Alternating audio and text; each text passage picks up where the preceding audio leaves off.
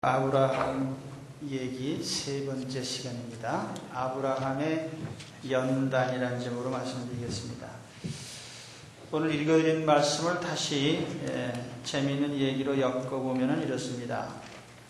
아브라함의 부인 사레는 결혼 직후부터 아이를 갖지 못했습니다. 아마 어떤 연유로 불임증에 걸린 것 같습니다. 그래서 자녀 갖는 것을 소원했지만은 가지지 못했고 고민하고 있는 중에 하나님께서 나타나셔서 내 자손이 큰 민족이 되리라 이렇게 약속을 하셨어요. 그래서 사레는 큰 기대를 걸었습니다. 그래서 이제나 저제나 기다리고 있는데 자녀가 생기질 않아요. 그리고 오히려 사레의 경수가 끊어졌습니다. 이제 더 이상 아이를 낳을 수 없게 된 거예요. 그래서 아브라함보다 더 초조하게 된 것은 아브라함의 부인인 사레입니다. 왜냐하면 자기는 이제 아이를 낳을 수 없게 됐는데 그나마 남편도 이제 연세가 들어서 자식을 낳을 수 없게 되면 이제는 진짜 대가 끊어지는 거예요. 그래서 사레는 남편이라도 멀쩡할 때 상속자를 만들어야 되겠다. 그래서 자기의 여종인 하갈을 남편에게 줍니다. 이 하갈과 동침해서 자식을 낳아주시오. 이 당시에는 여종은 주인의 소유이기 때문에 여종이 자식을 낳으면 그 여주인의 소유가 됩니다. 유대인의 전승에 의하면은 이 하갈은 아브라함이 애굽에 가서 잠깐 동안 자기 아내를 누이라 이렇게 해서 바로에게 준 적이 있는데 그때 바로가 사레에게 준 시녀였다 이렇게 얘기를 합니다. 아무튼 하갈은 젊은 나이이기 때문에 아이를 가질 수 있었고 그래서 아브라함은 남편에게 하갈과 동침을 해서 아들을 낳으라고 합니다. 여기에 대해서 아브라함은 아무 얘기가 없습니다. 오늘 말씀에 보면 그냥 아브라함이 사레의 말을 들으니라 그렇게 짤막하게 기록하고 있어요. 그 아브라함의 입장에서 보면은 그 뭐 별거 아니구나.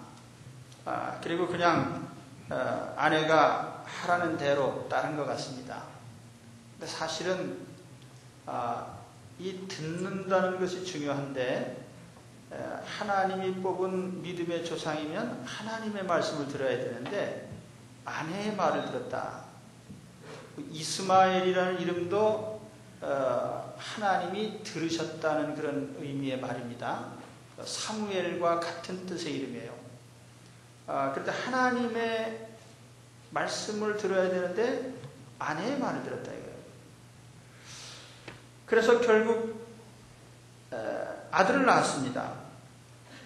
이 아들 이스마엘이 참 말도 많고 탈도 많은 그런 선조가 됩니다. 하갈이 아이를 갖게 되면서부터 아브라함 가정에 가정불화가 일어났어요. 이 세상에 공짜가 없습니다. 사레가 남의 태를 빌려서 자기 아이를 가지려고 했지만 그로 말미암아 비싼 대가를 지불합니다. 하갈이 아이를 가지니까 그 다음부터 자기 여주인인 사레를 멸시했어요. 여기 멸시했다는 말은 가볍게 취급했다는 뜻입니다. 전에는 하갈이 사레의 종의 신분이었지만 이제는 당당히 아브라함의 아내의 신분으로 이렇게 자기 위상을 높인 겁니다. 그래서 이제는 나는 더 이상 여주인 사레의 말을 들을 필요가 없다. 나도 이제 당당한 아브라함의 아내가 됐는데 내가 뭘 그 여주인의 눈치를 보겠느냐. 이렇게 나오니까 사레가 엄청 아주 화가 났습니다. 그래서 이 분풀이를 어떻게 해야 되는데 할 데가 없으니까 남편에게 이제 남편을 탓합니다. 오늘 5절의 말씀에 보면 사레가 아브라함에게 이르되 나의 받는 욕은 당신이 받아야 옳도다. 내가 나의 여종을 당신의 품에 두었거늘 그가 자기의 인기함을 깨닫고 나를 멸시하니 당신과 나 사이에 여호와께서 판단하시기를 원하노라. 일을 벌인 것은 자기 자신인데 문제가 되니까 오히려 남편을 탓합니다. 그래서 우리가 이 사례의 모습을 좀 살펴보면은 아브라함이 그랬던 것처럼 사례도 믿음의 조상이 될 만한 훌륭한 어머니가 아니에요. 그저 평범한 셈 많고 시기심 많고 그런 평범한 여자입니다. 그래서 이런 여자가 믿음의 조상이 된 것은 전적으로 하나님의 은혜죠. 아브라함과 마찬가지로 아내가 이렇게 남편을 원망하니까 아브라함이 그 다음에 자기 아내 사레에게 이런 말을 합니다. 오늘 말씀에 6절에 나오죠. 아브라함이 사레에게 이르되 그대의 여정은 그대의 수중에 있으니 그대의 눈에 좋은 대로 그에게 행하라. 이 말을 쉽게 얘기하면 나는 모르겠다 네 마음대로 해라. 그런 뜻입니다.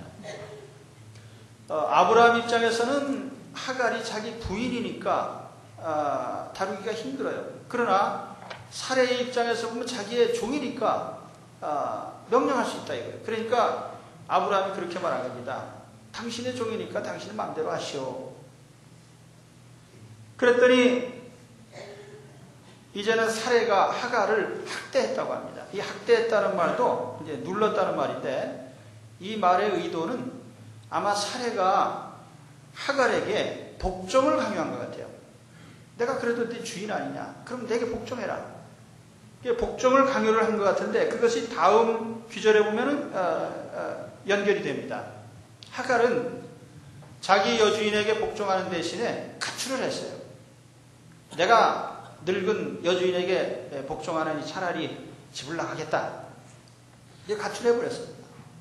그러니까 집안일이 복잡해졌어요. 그때 하나님께서 아브라함의 집안일을 어떻게 처리를 하셨느냐. 오늘 말씀 보니까 먼저 하갈을 설득을 했습니다. 사레의 여종 하갈아 내가 어디서 왔으며 어디로 가느냐. 가출해서 방황하는 하갈에게 천사가 나타나서 묻습니다. 또 어느 집에 속한 사람이냐. 그리고 그의 신분을 분명하게 사레의 여종 하갈 이렇게 하나님께서 단정을 하셨어요. 너는 사레의 여종이니까 그 집으로 돌아가야 된다. 그리고 돌아가서 그 여인에게 내 여주인에게 수하에 복종을 해라. 그래서 돌아가도록 합니다. 근데 이것은 아브라함과 사레의 입장에서 보면은 오히려 곤란해진 거예요. 왜냐하면 집안에 분쟁의 불씨를 안고 살아야 되니까. 그러니까 하나님의 의도는 뭐냐면은 그 여자 내조처음으로 말미암아 홀가분해지는 것이 하나님의 뜻이 아니라는 거예요. 네가 저지른 일이니까 복잡하더라도 네가 안고 살아라 그 얘기입니다.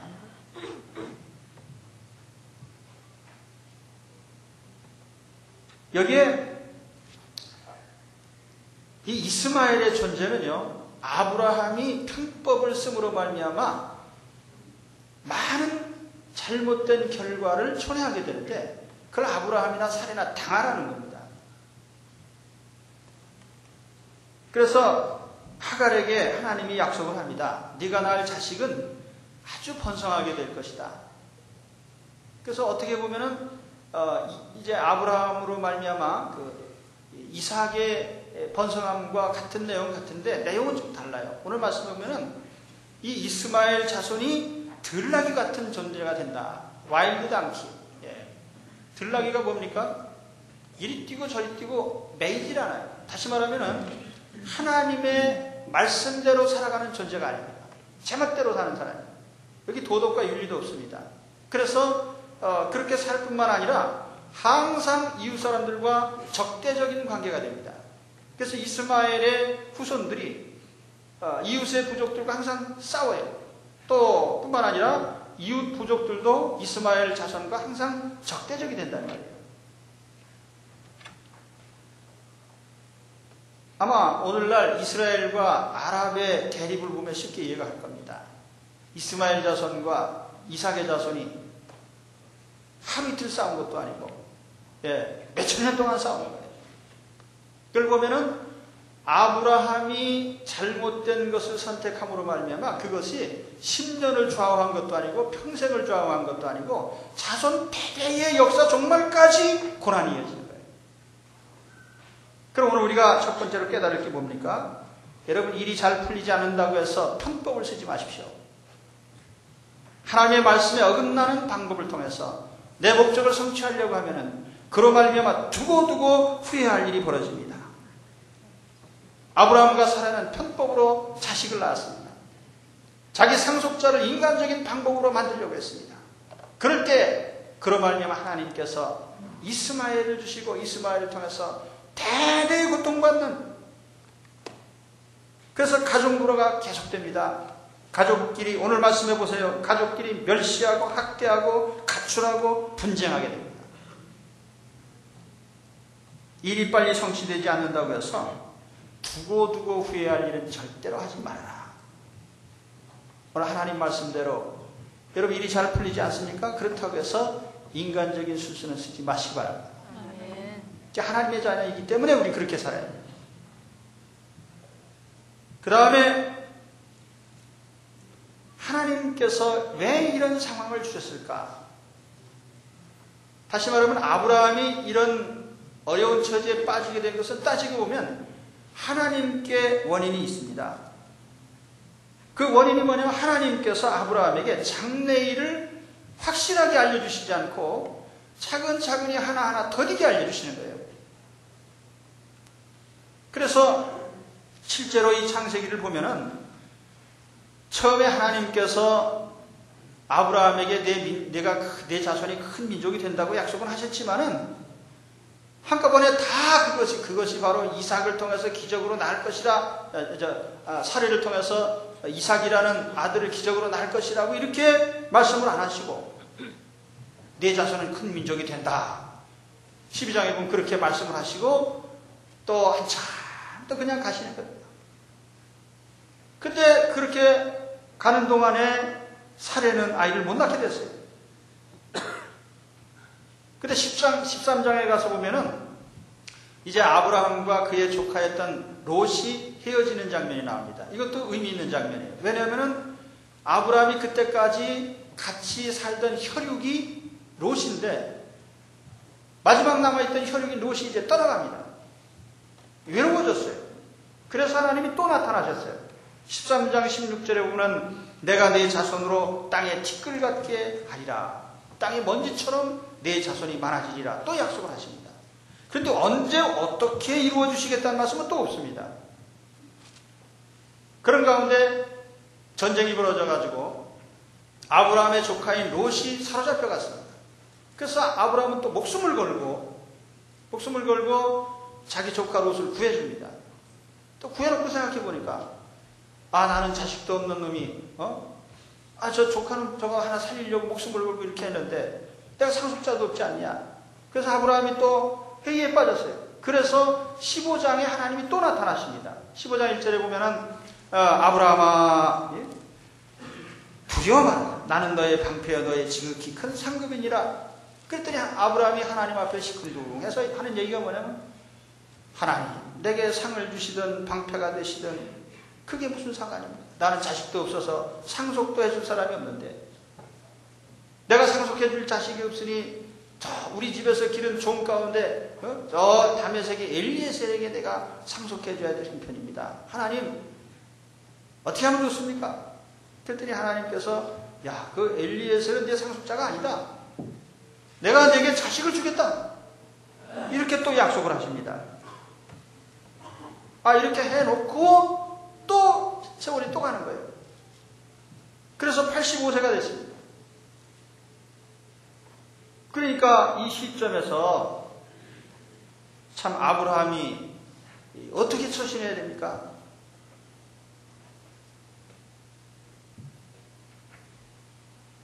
오늘 사례와 아브라함이 행한 것을 우리가 인간적으로 나무랄 수는 없어요. 왜냐하면 다른 대책이 없잖아요. 근데 하나님의 계시를 가만히 보면은 큰 민족이 된다. 내 자손이 먼지처럼 많아지리라. 이런 말씀만 자꾸 하시고 언제 어떻게 그렇게 된다는 말씀이 없는데 그 말씀은 나중에 18장 10절에 가서 비로소 하나님 말씀하십니다. 아브라함이 99세 때 나타나셔가지고 그러니까 처음 약속을 주신 지 25년이 지나서야 비로소 이 말씀을 하셨단 말이에요. 25년 동안 자기 장래를 모르니까 아브라함과 사라는 고민하면서 기다렸는데 기다리는 가운데 사례는 아이를 낳을 수 없게 되고 아브라함도 거의 아이를 낳지 못하는 지경에 이르게 된 겁니다. 그럼 왜 하나님께서 이와 같이 계시를 점진적으로 주실까요? 단번에 다 알려주시면 얼마나 좋을까? 내 장래에는 이런 일이 몇 년에 이렇게 일어나리라 하고 알려주시면 좋을 것을 하나님께서 그것을 한 가지 더디게 알려주신단 말이에요. 이 세상 종말도 그래요. 하나님께서 세상 종말을 가르쳐 주실 때, 야, 세상 종말이 몇 년, 며칠 날 세상 종말이 온다. 이렇게 말씀하시면 좋을 것을 하나님께서 그것은 천사도 모른다. 그냥 종말이 온다. 기다려라. 왜 그렇게 하셨느냐? 하나님은 우리에게 일어날 일을 천천히 알려주심으로써 우리를 훈련하십니다. 그리고 우리를 성숙하게 하십니다. 하나님은 욥이 하루아침에 쫄딱 망하게 하셨어요. 하루아침에 자산도 날아가고 자식도 다 없어지고 몸은 병들고 그런데 하나님이 이유를 설명을 안 해주시는 거예요. 그러니까 욥이 얼마나 고민이 돼요. 내가 남보다 잘 믿으려고 하고 노력도 하고 성실하게 살았는데 하루아침에 망하고 그리고 나서 하나님은 설명을 안 해주시는 거예요. 여러분 욥기가 뭡니까? 욥기 내용을 보시면요. 내게 왜 이런 일이 일어나느냐 이거 가지고 욥의 세 친구하고 욥하고 아주 그냥 열을 올리면서 논쟁하는 거예요. 그게 욥기 내용입니다. 내가 남보다 잘 믿고 하나님의 신실한 성도인데 내게 왜 이런 일이 일어나느냐 난 모르겠다. 그 문제 가지고 욥의 세 친구하고 논쟁하는 겁니다. 그래서 어떻게 됐어요? 결과가 어떻게 됐냐면은 욥은 아주 훌륭한 신자가 됩니다. 그래서 욥기서 42장 5절에 가서 보면 내가 주께 대하여 귀로 듣기만 하였었더니 이제는 눈으로 주를 배웠나이다. 청각적인 하나님이었는데 이제 시각적인 하나님으로 하나님을 선명히 알 수 있게 됐다는 거예요. 욥이 하루아침에 그런 일을 당하고 고민하는 가운데 깨닫게 된 겁니다. 오늘 여러분 어떻습니까? 미래가 궁금하십니까? 내 앞날이 어떻게 될지 몰라서 낙심이 되십니까? 서두르지 마시기 바랍니다. 하나님의 뜻이에요. 우리 속담에 있잖아요. 모르는 게 약이다. 아는 게 병이다.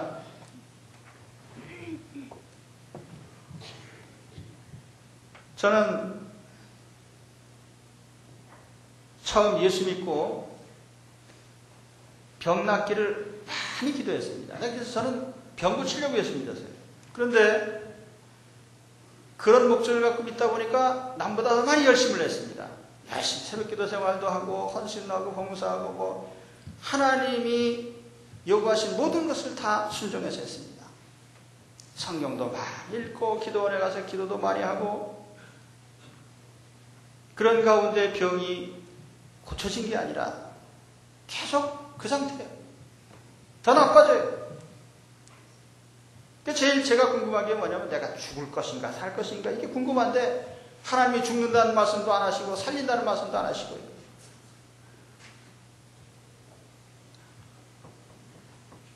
그러나 지나가고 나서 보면은요 그 바람에 내가 얼마나 열심히 하나님을 찾고 의지하게 됐는지 얼마나 하나님 말씀을 열심히 보고 얼마나 열심히 기도하고 하나님께서 신령한 은사들을 많이 체험하게 하시고 꿈으로 비전으로 모든 걸 주시고 그리고 마지막에 결단을 하게 하신 겁니다. 하나님 가만히 보니까 내가 남은 인생 딴 데 쓸 것도 없습니다. 그래서 하나님께서 알아서 하시면 제가 하나님 일에 남은 생에는 바치겠습니다. 여기까지 나가니까 하나님께서 병을 고쳐주시더라는 얘기예요. 그러니까 하나님께서 우리에게 요구하시게 뭐냐면 우리가 장래일을 알지 못하고 고민하는 가운데 우리를 훈련하시는 거예요. 그 때때로 우리는 그로 말미암아 분발하게 되고 노력하게 되고 사색하게 되고 생각하게 됩니다. 여러분 어려울 때는 제발 생각 좀 하시기 바라요. 사색. 그래서 솔로몬은 이렇게 얘기해요. 형통한 날에는 기뻐하고 곤고한 날에는 생각을 해라. 하나님 이 두 가지를 병행하게 하사 사람으로 그 장래일을 능히 헤아려 알지 못하게 하셨느니라. 곤고할 때는요 생각을 해야 돼요. 생각을. 근데 요즘 사람들은 어려운 일 당하면 생각을 안 해요. 이게 문제입니다.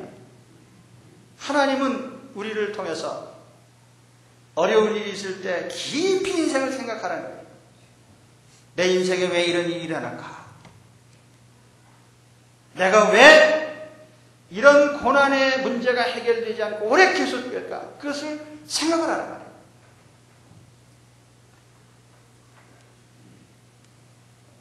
우리에게 가장 확실한 것이 한 가지 있습니다. 결과는 좋다는 거예요. 결과는. 하나님을 사랑하는 자 곧 그 뜻대로 부르심을 받은 자들에게는 모든 것이 합력하여 선을 이루느니라. 결과가 좋아진다는 보장이 있습니다. 그러니까 우리는 걱정할 것 없이 현재가 어렵다 해도 기다리면 되는 거예요. 하나님이 훈련하실 때 훈련을 철저히 받으시기 바랍니다.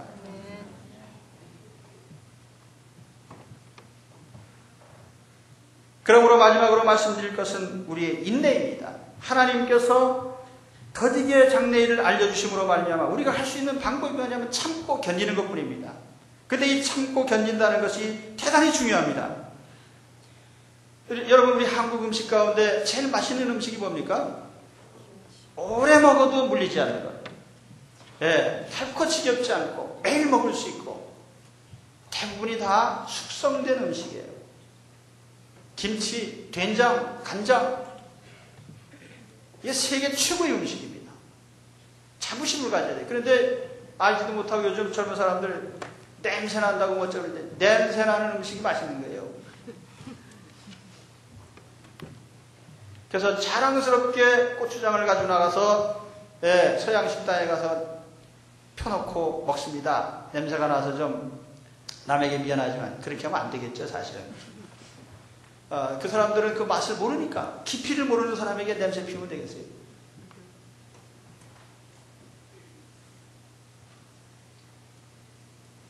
아무튼 정말 좋은 음식은 오랫동안 숙성된 음식이에요. 이 문화민족이 숙성된 음식을 먹습니다. 야만족들은요, 단 거, 짠 거 이런 거밖에 몰라요. 이 숙성된 음식의 맛을 모릅니다. 그러니까 한국 사람이 굉장히 문화민족이죠. 근데 요즘 사람들은 패스트푸드를 너무 좋아합니다. 그러다 보니까 빨리 만들고 빨리 맛없어지고 인생도 빨리 흥하고 빨리 망합니다. 깊이가 없습니다. 사는 맛을 모릅니다. 그래서 말초신경을 자극하는 것으로만 기쁨을 얻으려고 합니다. 빨리 사랑하고 빨리 헤어지고 빨리 배우고 빨리 잊어먹고 현대문학에는 서사시가 없어요. 아름다운 것을 지켜보고 노래할 겨를이 없는 것입니다. 왜냐하면 빨리 돈 벌어야 되니까. 하나님이 이스라엘에게 뭐라고 책망하셨는지 아십니까? 이사야 8장 6절에 보면 이 백성이 천천히 흐르는 실로아 물을 버리고 르신과 르말라의 아들을 기뻐하니 그러므로 내가 흉흉하고 장이란 큰 하수 곧 아수르 왕과 그 모든 위력으로 그들 위에 덮을 것이라. 이스라엘 백성이 천천히 흐르는 실로아 물을 싫어하더라. 그 대신에 빨리 흐르는 저 이방 민족의 강들을 좋아하더라. 이게 상징적으로 뭐냐면은 하나님의 백성은 무슨 일을 이루어갈 때 천천히 이루어져요. 그런데 이방 나라 사람들은 빨리 성공하는 것 같아요. 나라도 빨리 부강해지는 것 같고. 그러니까 하나님을 의지하지 않고 다른 나라를 자꾸 의지하게 되더라. 우리 교회도 그래요. 여러분, 우리 정년교회가 빨리 부흥하지 않는다고 해서 여러분 초조할 거 없습니다. 빨리 커진다고 해서 그게 다 좋은 거 아니에요. 정말 이 땅에 하나님께서 마지막까지 남겨두실 교회가 어떤 교회인지 아무도 모릅니다.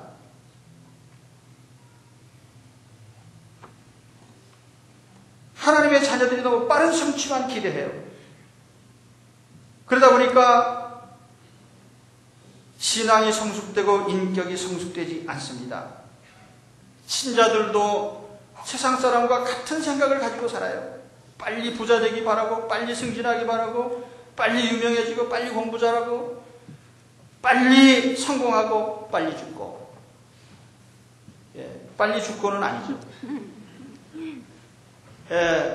너무 빠른 거 좋아해. 빠른 거.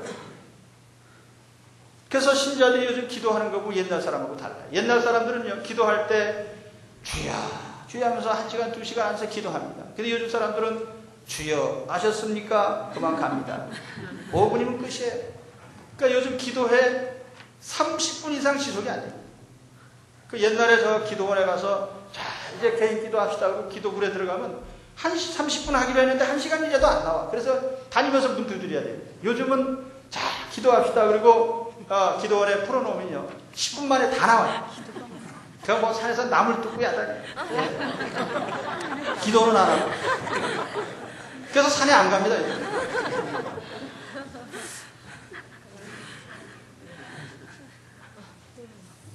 하나님의 뜻은 기다리는 건데 우리는 기다리질 않아요. 하나님은 모든 인생의 때를 정해놓고 계십니다. 그러니까 정확히 그 때가 돼야만 뭐가 되는 거예요. 전도서에 보면 이런 말이 나옵니다. 전도서 3장 1절에 천하범사에 기한이 있고 모든 목적이 이를 때가 있나니 날 때가 있고 죽을 때가 있으며 심을 때가 있고 뽑을 때가 있으며 죽일 때가 있고 치료시킬 때가 있으며 헐 때가 있고 세울 때가 있으며 울 때가 있고 웃을 때가 있으며 슬퍼할 때가 있고 춤출 때가 있으며 돌을 던져버릴 때가 있고 거둘 때가 있으며 안을 때가 있고 멀리할 때가 있으며 찾을 때가 있고 잃을 때가 있으며 지킬 때가 있고 버릴 때가 있으며 찢을 때가 있고 꿰맬 때가 있으며 잠잠할 때가 있고 말할 때가 있으며 사랑할 때가 있고 미워할 때가 있으며 전쟁할 때가 있고 평화할 때가 있느니라. 하나님은 때가 있습니다. 그래서 하나님이 성공의 때를 주시면 누가 막아도 성공합니다. 하나님께서 우리에게 실패를 주시면 누가 해결하려고 해도 해결 안 됩니다. 하나님이 병들게 하시면 누가 막아도 병들고요. 하나님이 고쳐주시면 누가 막아도 고쳐집니다.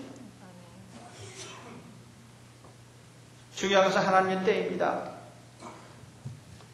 우리는 하나님의 때가 언제인지 몰라요. 그렇기 때문에 우리가 할 수 있는 방법이 뭡니까? 참고 기다리는 것입니다. 그래서 인내가 중요하다. 하나님 우리에게 때가 될 때까지 기다리라고 하십니다. 기다리는 동안에 우리는 훈련을 받고 훈련을 받으면서 소망을 가지게 돼요. 그래서 성경 말씀은 인내는 연단은 소망을 이룬다 이렇게 말씀했습니다. 이는 너희의 믿음의 시련이 인내를 만들어내는 줄 너희가 알리라. 인내를 온전히 이루라. 이는 너희로 온전하고 구비하여 조금도 부족함이 없게 하려 함이라. 하나님이 기다리라고 할 땐 기다려야 됩니다. 그래서 우리가 훈련과 연단을 받아야 돼요. 그런데 우리는 너무나 이런 하나님의 뜻을 무시하고 인간적으로 빨리 뭔가를 이루려고 해요. 하나님이 너 혼나라 그래도 혼나야 돼요. 그걸 또 인간적으로 풀려고 하면 안 돼요.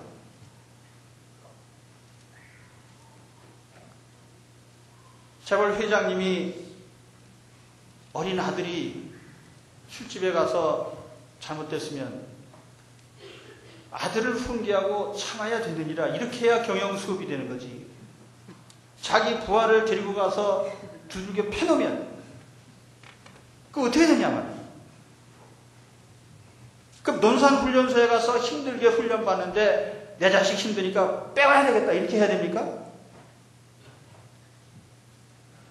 육주면 육주 훈련 받아야 될 때는 거기서 어떤 고난을 겪어도요 받게 해야 되는 겁니다. 그 내 아이가 학교에 가서 뭘 하는데 좀 잘못했다. 그러면 선생님한테 꾸중을 들을 수도 있는 거지. 아 선생님이 빨리 먹으라고 했다가 해가지고 학교에 쫓아가서 선생님 뺨을 때리고 그러고 나중에 또 잘못한 걸 알고서는 또 사과하고 이게 무슨 그래서 그게 무슨 훈련이 돼요 자식이.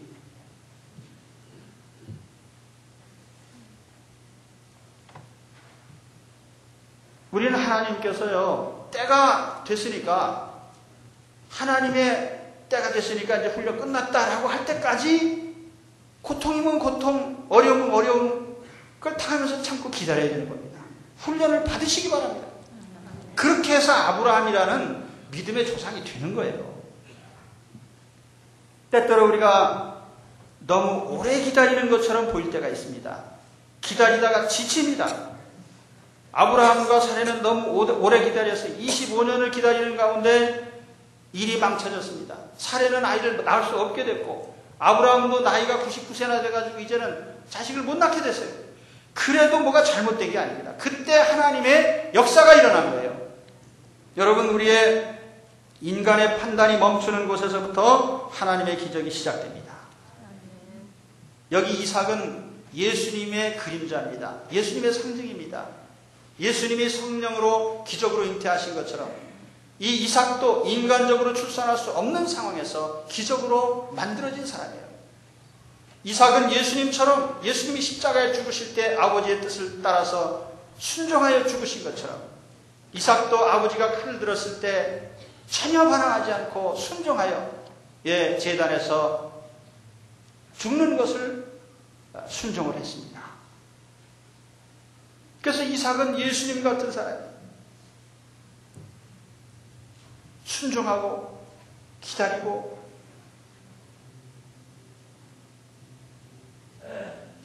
인간의 소망이 끊어진 상황에서 하나님의 일은 계속됩니다. 오늘 우리 인생을 통해서 그래요. 그러니까 여러분 내 인생을 통해서 하나님의 경영은 계속된다는 사실을 항상 마음에 새겨두시기 바랍니다. 보십시오. 이 이삭의 생애를 보면요. 이삭은 40세에 결혼을 했어요. 그런데 60세가 될 때까지 자식이 없습니다. 이 이삭 부부가 인고 부부거든요. 그런데 자식이 없어요. 아버지 같으면 당장 이상하게 해가지고 자식을 낳았을 텐데 이삭은 하나님께 기도하면서 그냥 기다리기만 합니다. 그러니까 하나님께서 어떻게 해주셨어요? 쌍둥이를 한꺼번에 주셨어요. 아들 둘을 한꺼번에 낳았습니다. 예, 기쁘지 않습니까? 20년 동안 기다렸더니 하나님께서 기적으로. 그뿐 아닙니다. 이삭이 든 땅에 흉년이 들었어요. 그러니까 우리가 이삭의 아버지 아브라함은 어떻게 했어요? 흉년 들자마자 애굽으로 가서 이상한 짓 해가지고 또 혼났잖아요. 근데 이삭은요, 애굽으로 가지 말라고 하니까 안 가고 그 땅에 앉아서 미련한 것처럼 흉년 든 땅에서 농사를 지었는데 100배의 소득을 얻고요.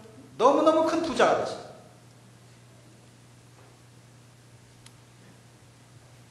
또 이삭은 우물을 팝니다. 우물을 파는데 팔레스틴 땅이 전부 안반입니다. 그 우물 하나 파는 게 엄청 힘들어요. 그래서 바위를 깨트려내고 수십 미터 뚫고 들어가서 물이 나오게 됐습니다. 그랬더니 이웃 사람들이 와가지고 그 우물 우리 거니까 내놔라. 그 아브라함 같으면 어떻게 318명의 군대를 동원해서 때려 부셨을 텐데 이삭은 달라면 줘야지 할 수 있겠나. 두 번째 또 우물을 열심히 팠는데 물이 나옵니다. 또 내놓으라는 거예요. 그래도 이삭이 또 달라면 줘야지. 그리고 또 줬습니다. 그러니까 세 번째 또 팠어요. 물이 또 막 나옵니다. 이번에는 이웃 사람들이 어떻게 말을 했습니까? 저 이삭이라는 사람은 순진하고 순하고 참 바보 같은 사람 같은데 이삭이 믿는 하나님은 참 두려운 분이다. 그래서 이삭을 건드리면 안 되겠다. 그래가지고 지들이 뭐 와가지고 야 우리 뭐 서로 친하게 지내자 뭐 그러면서 그게 뭡니까? 여러분 참고 기다린다고 해서 손해만 보는 게 아니에요. 우리가 하나님이 참고 인내하라고 할 때 인내하면 그 모든 일을 하나님이 이루어 주십니다. 하나님이 이루어 주셔요. 우리 예수 믿는 사람들 그리스도인들은요. 우리 하나님의 때를 기다리면서 인내할 줄 알아야 돼요. 그런 가운데 우리 자신은 성숙되어 가고요. 하나님은 하나님의 역사를 이루어갔습니다. 오늘 우리는 본문을 보면서 그래요. 믿음의 조상으로 부름받은 아브라함이 얼마나 믿음이 좋은 사람일까? 사례는 얼마나 믿음이 좋은 여인일까? 아닙니다. 뭐 그렇게 훌륭한 여자도 아니고 훌륭한 남자도 아니고 훌륭한 남편도 아니고 훌륭한 아내도 아닙니다. 그런데 하나님께서 정하신 연단을 통해서 이들의 믿음이 점점 커가는 거예요. 여러분 생각해 보세요. 아브라함이 믿음의 조상으로 부름받고 이 엉뚱한 짓을 해가지고 지난주에도 그랬지만 이번 또 엉뚱한 짓 했잖아요. 그래가지고 고민거리를 만들어내고 여기서 아브라함은 큰 깨달음을 얻는 것입니다. 아, 이게 일이 안 풀린다고 해서 함부로 할 게 아니구나. 하나님의 뜻은 이게 아니구나. 그래서 하나님을 알아가는 겁니다. 하나님을 연단을 통해서 깊이 알게 되니까 하나님의 참 선민의 조상이 되고 하나님의 뜻을 온 땅에 펼치는 믿음의 조상이 된 거예요. 하나님 오늘 우리를 믿음의 조상으로 부르셨습니다. 그러니까 우리도 하나님이 믿음으로 훈련하실 때 훈련 받아야 돼요. 때로는 실수했다고 해서 실수 때문에 낙심할 건 없습니다. 왜냐하면 하나님이 그걸 통해서 우리에게 하나님의 뜻을 이루어 주시니까 우리를 성장시키고 성숙시키는 하나님을 믿으시기 바랍니다. 그래서 하나님 훈련 받아라 할 때는 좀 힘들긴 해도 참고 인내하면서 훈련을 받으시기 바랍니다. 그러면 분명히 하나님께서 야, 내가 너 이제 내 믿음을 인정해 주겠다, 이렇게 될 단계가 올 것입니다. 그래서 세상을 이기는 믿음의 조상이 될 겁니다. 믿음의 조상이 되기까지 하나님이 주시는 연단을 잘 받는 여러분들 되시기를 축원합니다. 기도하겠습니다.